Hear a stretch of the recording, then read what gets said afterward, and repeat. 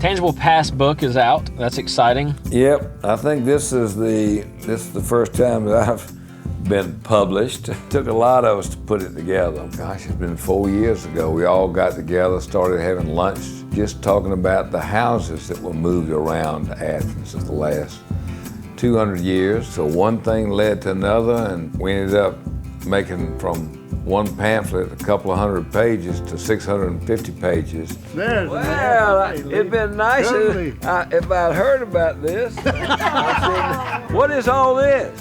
Lord have mercy. My dining room's not quite this big. This is 2,000. But of course, I haven't gotten the final build. There may be an overrun. I mean, look how big this thing is. I gave it to Virginia down there, and she said, woo, I can't lift that. We had to lay it on the table and spread it out for her. It's like birthing a baby or something. They all came to the hospital to see that baby come out. They dressed the baby correctly. I think they realized that we had done something rather special. Charlotte did an amazing job getting everybody to contribute to put that together. She is a brain like you wouldn't believe. And once she gets it in there, she can spout it out, make all the connections. So what about setting up just like a weekly pub meeting then and go through a chapter a week at some local pub? I think Harry's is a pub, right?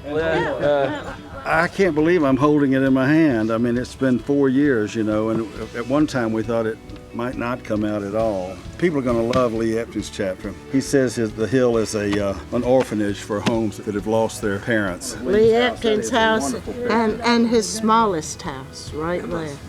And I feel real second class to the rest of them because they all did a lot of research on their parts of the book. Mine, I just told stories about what I'd done. This is Hubert McAlexander's quote about Lee Epting's chapter, The Hill. Hubert writes, the noted Athens figure, Lee Epting, enfant terrible, bon vivant, collector, antiquarian, workaholic, is legendary for having inherited and added to a piece of land adjoining the city limits, moved to it a number of historic houses, and created a compound distinctive and beautiful. This is his story of how he did it. I guess at this point we moved over a dozen houses. About half of them are on the hill, and the others we just scatter them around the community. Well, I can't wait to give out these for Christmas. Beautiful. Mm-hmm.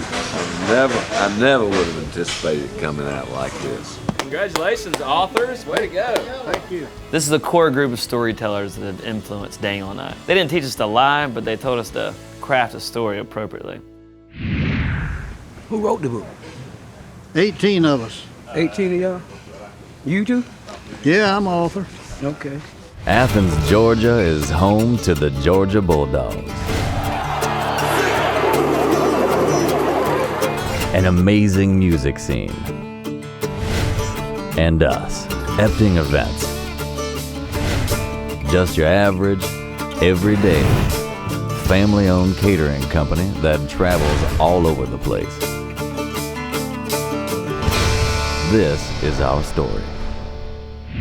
When we got ready to do the catering, have a little reception for the book signing over at the library, I was going to give them a cheese mold and a little thing of sandwiches and some sweets. And the more I got thinking about it, it just didn't seem right. Just be putting it out on a folding table with a tablecloth. This is a quintessential opportunity for Lee to pull not only things out of our warehouse, but this is stuff out of his house. These are his cherished treasures. The whole thing we're doing today is using things from old houses that were saved and part of the tangible past of Athens, letters, pictures, all that. So that's the reason I want to use the period tables.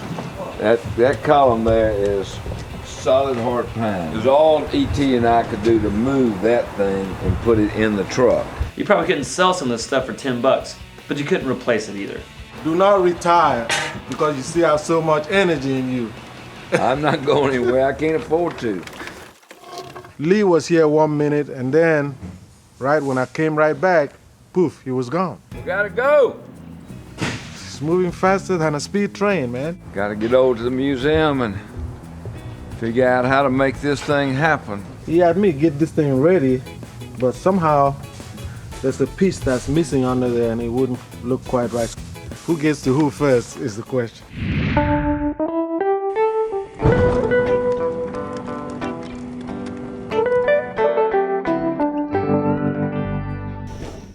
The Hargrett Library is part of the University of Georgia library systems here in Athens, and it's the special collections. You can pull up stuff that you'd search your whole life and never be able to find. To be in that great place with that great collection of stuff around, that made it fun, just made it more real. What we got here is Writers Hall of Fame of Georgia, and I guess after this book comes out, I guess we could kind of see.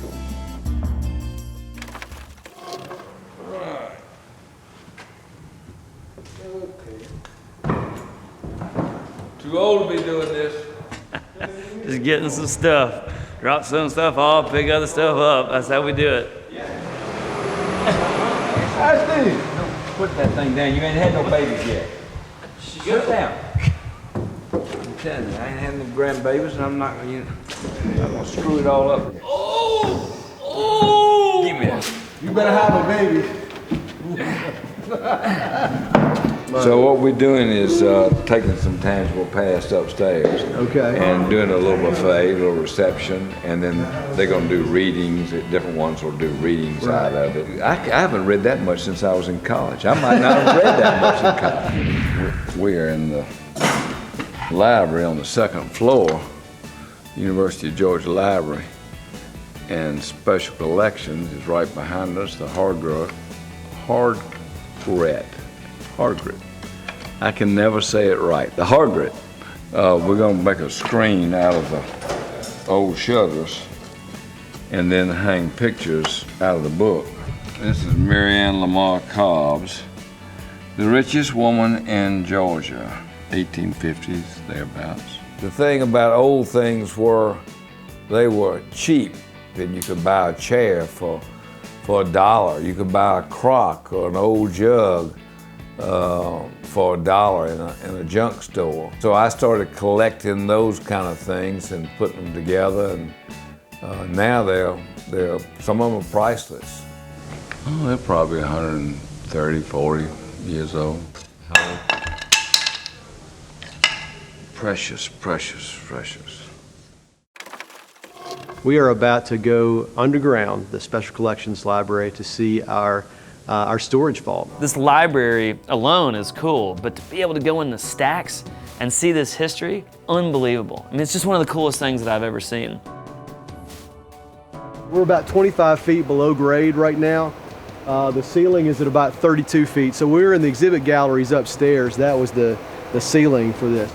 It's like a storage closet for entire museums, literally. There's 3 vaults like the one we're in right now. It's about 30,000 square feet total. We can hold the equivalent of about 220,000 of these boxes. It's like Indiana Jones, but if we had the Ark of the Covenant in here, we'd know exactly where it was. Toby has got to be one of the coolest librarians in the country.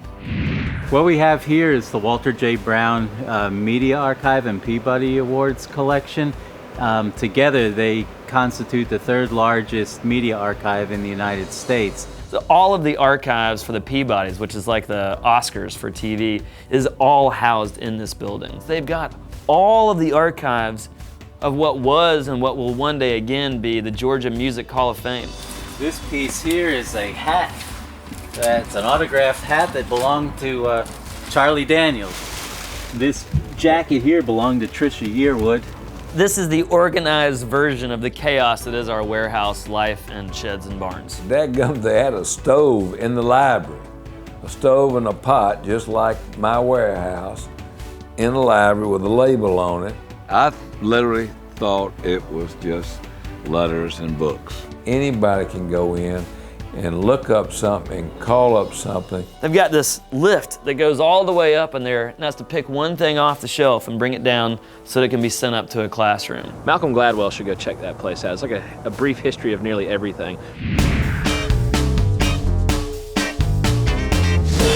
This is the entrance to our rare books vault, and this one has a little bio reader. I've been told that it has to be my living finger that works on that reader. This is Red. I'm obviously not allowed in here. Now, Lee, as a historian, this is the sweet spot. I mean, this might be his version of heaven. As long as there's something cooking on the stove with some butter on it, that'd be heaven sure enough. So this is all the old things from Wormslow, this old plantation. It is the biggest collection of Georgia history in Georgia. This one also gives you the Indian territories, with the Creek country and where the Cherokee were before removal. But yeah, it has Georgia going all the way to the Mississippi River. It sure does. There's a little computer on the top of each one of these aisles, and so you can move a whole section of them at one time, and those little computers make sure that the aisles don't crash into each other while they're doing that at times, all the movement of them. And it's all infrared, so if someone's standing here, it stops it from you want to test it real quick and see? So but you don't want to be in a wheelchair facing this way where it curves right there. You'd be crushed by books. I mean, what would your tombstone read? Crushed by books. He always hated reading, poor fella. I'm Stephen Brown, and I'm University Archivist Emeritus here at the Hargret Library. And we've brought up a few of the items down here that have been pulled up by people over and over again to make this book. People like Charlotte and Milton spent hours down there. One name or one date would trigger something else, and he'd come popping up on the screen, tell you some stuff you didn't want to know about, folks. At least didn't want to put in print. Some of the best research that's going on in the world right now is making use out of these University of Georgia archives. Makes you feel pretty proud. Go Dogs!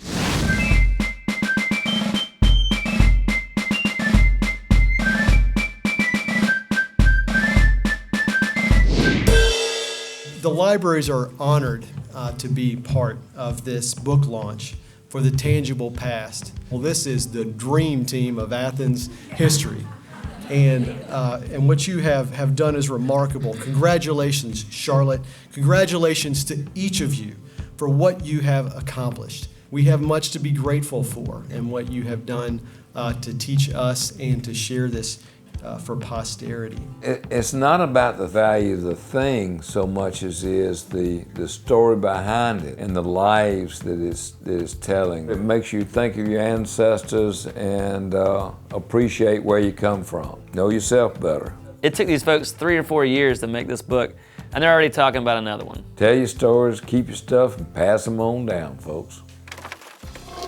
One of the things this book does, all of the authors were out there saying, again and again, we're going to finally pin down the fact. Unless you look under Lee Epping's section. He scrutinized everything except, of course, where our names line up with our pictures. That's off. And the year that my parents were married. He was only off by a year. Lord of mercy. So that's my little story that I've told you rather than reading it, and I appreciate you letting me go. I've got to go to Atlanta and work for a living. Dad's up there saying, now I got to go, I got a party in Atlanta. Walking out of the car, I was like, what party do we have on there? Hey, wait a second. So, you going to a party or you got a date? Well, it's going to be a party, yeah. It's a date. Have fun, Lee. Anytime I go out to eat is going to work. I mean, I got to taste the food and see if I can come up with a new recipe or a new item put on the menu. So it's work. It's hard work. People just don't. I mean, look here. Whew. I'd be silly and honk the horn too, but I hit a deer, and it only works every now and again. Yeah.